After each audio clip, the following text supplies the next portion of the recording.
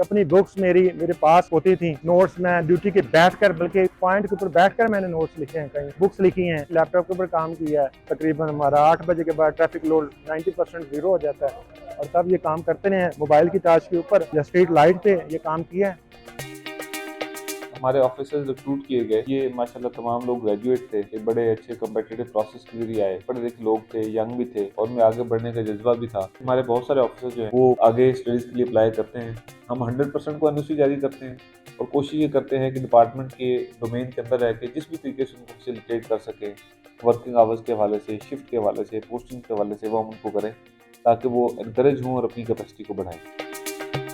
2006 में मैं as a traffic warden sub inspector भर्ती हुआ और उसके बाद जो है ना जी मैंने अपना तालीमी जो है ना वो अपना सिलसिला जारी रखा। कुपवाड़ा से मैं बिलोंग करता था। लाहौर मेरे लिए एक बड़ी जो शहर था, अपॉर्चुनिटी थी मेरे लिए। 8 घंटे खड़े होना या 16 घंटे खड़े होना तो मेरे लिए मैं नहीं लगता, और ड्यूटी को मैनेज करके मैंने पीएचडी की। मैंने इंटरनेशनल रिलेशन में पंजाब यूनिवर्सिटी से, जो थीसिस था मेरा वार ऑन टेरर पे था। बाकी रही एज ए पीएचडी जो ट्रैफिक वार्डन की बात, तो डिपार्टमेंट में जो हमने स्टडी की है इससे हमारी बेहतरी बहुत आई है। मजीद हम इसको जो अपनी स्टडी को ना ग्राउंड लेवल तक इम्प्लीमेंट करने की कोशिश करें।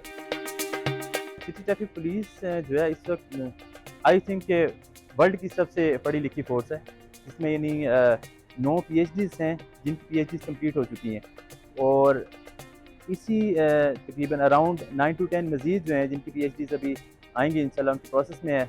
और अराउंड 150 प्लस जो लोग हैं वो MPhil हैं। इस तरह जो रेस्ट ऑफ 80% फोर्स है वो सारी मास्टर डिग्री होल्डर है। तो ये सारे पढ़े लिखे लोग हैं जो कि आवाम की खिदमत कर रहे हैं।